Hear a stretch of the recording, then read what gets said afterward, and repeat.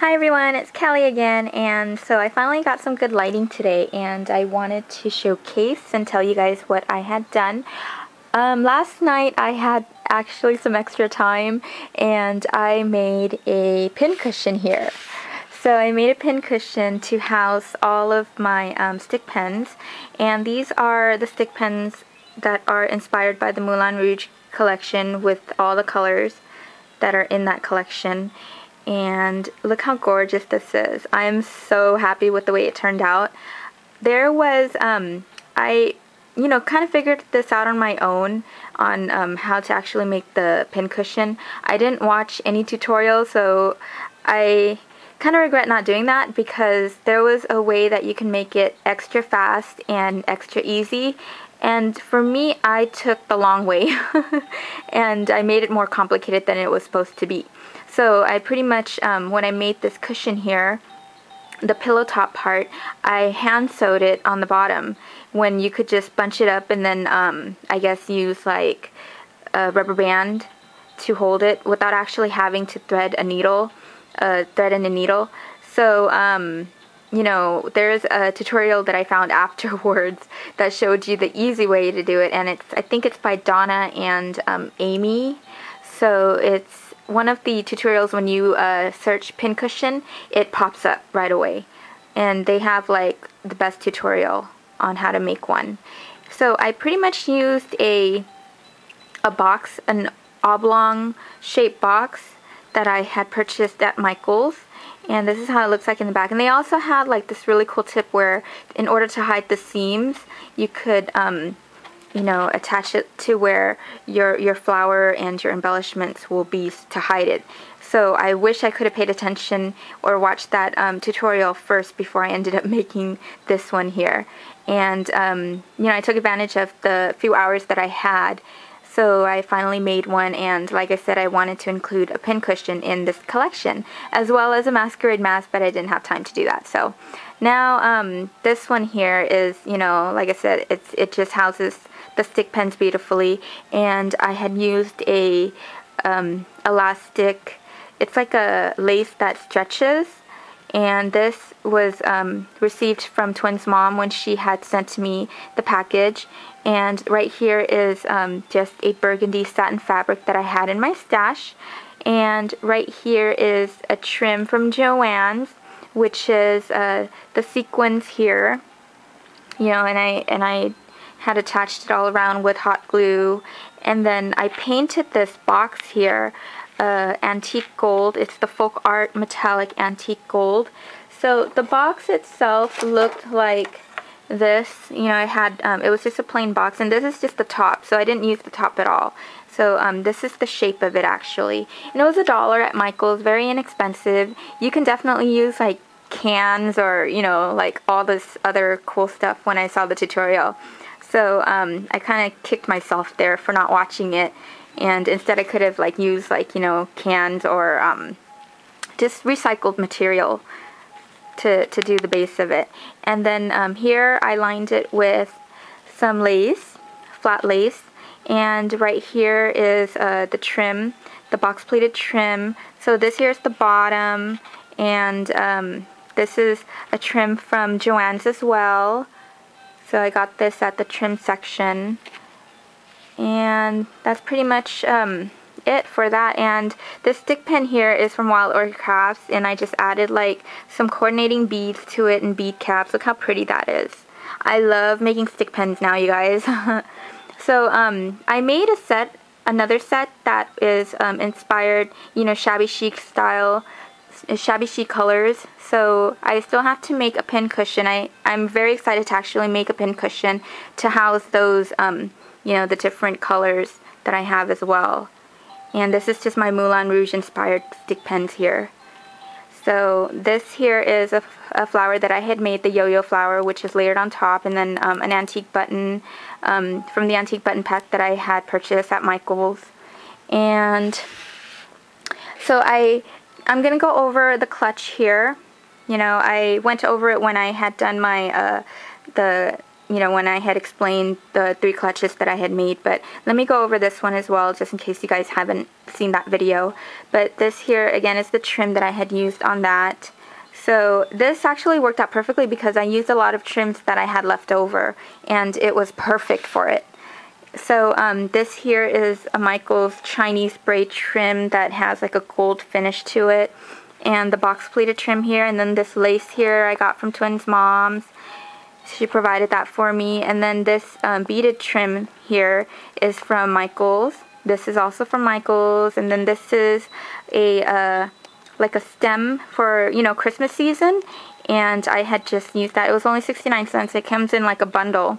And then I made this flower, this lollipop flower here, added a little rhinestone black gem center here, the gem from Twins Moms.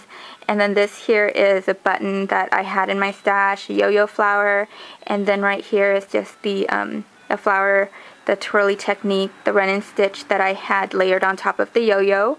And this here is from Wild Orchid Crafts, these gorgeous crystal stems here.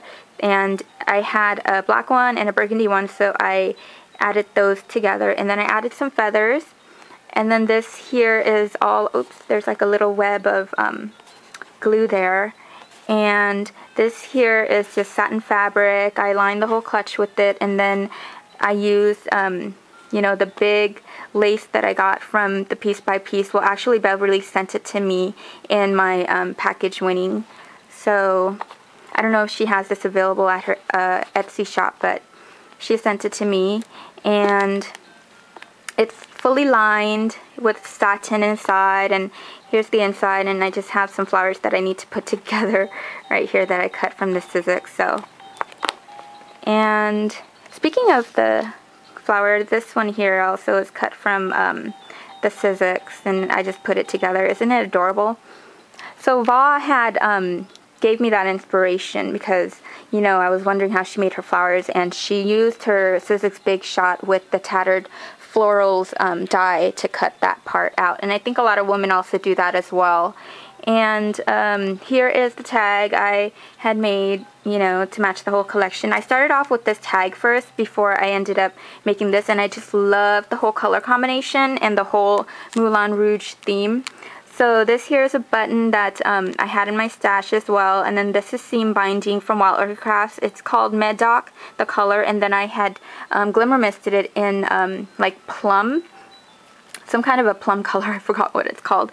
And right here is Twins Mom's trim here, beaded teardrop trim here, and also a lace, a flat lace from Twins Mom that I had backed onto this paper line here is by Creative Imaginations, I believe, or no, actually, my bad.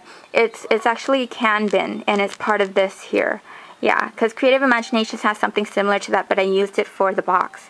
And this here is a stick pin to match, and some feathers here. And then this here is a cutout of the Prima leaves, Prima inspired leaves, and I used Twins Mom's trim here for this. And then right here are Wild Orchid Crafts flowers, the open roses, and this dress form here, this gorgeous little dress form die cut here I had purchased online, and I forgot who I purchased it from because it was a while back.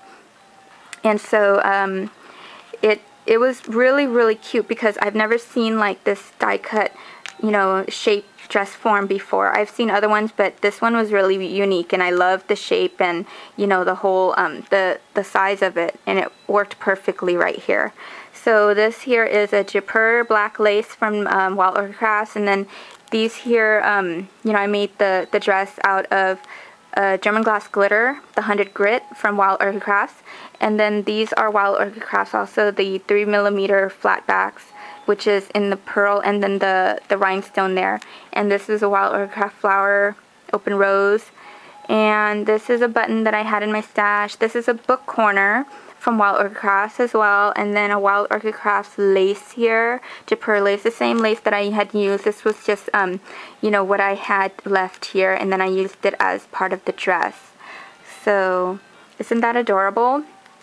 Okay, that's that. Oh, and right here I also, put the, like a little 3mm flat back pearl in black from Wild Orchid Crafts. And so now I'm going to go over my Dressform box. And like I said, this is my prized possession. So I'm really, really happy with the way this turned out. I just love it so much, you know. And I don't know what I'm going to do with this collection. I'm thinking of actually putting it up on eBay later on, or maybe, I don't know, we'll see. But I'm going to keep it for a while and just like, you know, kind of look at it. And I'm really proud of how it turned out. I just love it. I don't know if I can be able to part with it, but we'll see, you know, because sometimes down the line I'll probably end up selling it. So just stay tuned, and if I do, I will definitely make that big announcement for the whole entire collection. And this Dressform box here, as I had mentioned before, is from the thrift store, the local thrift store that I went to. And at first, like, I wasn't really into Dressforms before, and when I saw it, she didn't look anything like this, and then the box was like, it wasn't like this at all, you know. It was burgundy, but then, you know, it had like polka dots and stuff. So I had to actually like tear out the layer in order to paint over it, and then, you know, cover it with paper. So that was a challenge for me because I had to actually peel the layers off, because if I was to paint over it, you could still see the burgundy that it was already in the painted on the box. And this Dressform here, the only thing that came with it was just the glittered bodice part here, and that was it, you know, like this here wasn't there. And I added this trim here along with the flat back pearls from Wild Orchid Crafts. This is a 3mm one, and I, you know, actually hand placed this all around. So as you can see, and then I left the back because I ran out.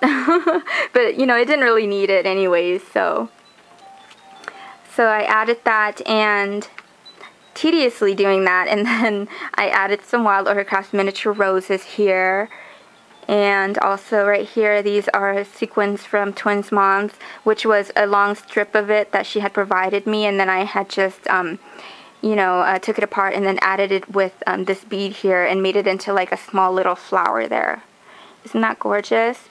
And so this here is the belt that I made with the Twins Moms, what she had provided me in my package. And you know, it worked out perfectly because there's a little burgundy sequin trim there. And then I added this little itty bitty 3mm as a little belt buckle there. And then right here is a little thin Chinese braid that I got from Joann's, and I used that to cover when I had adhered this here. And I did a run and stitch for this whole fabric here. I made like, I think the strip that I cut out was about like, I would say 5 or 6 inches in width. And then I did the run and stitch and, you know, gathered it, and then I had glued it all around the Dressform here. So in order to hide the ugly part, I decided to use this trim here to hide it, and it worked out perfectly. So that's what I did here. And this was a ribbon, a burgundy ribbon, and I did a gathering stitch also with this, but I didn't folded it like this one because it's, you know, the width of it, of the ribbon was already like, you know, this much, so I couldn't really fold it. And then I wanted that effect anyways to have that ruffled look, but not, you know, something like this. So this kind of looks a little bit couture. I just love how it turned out.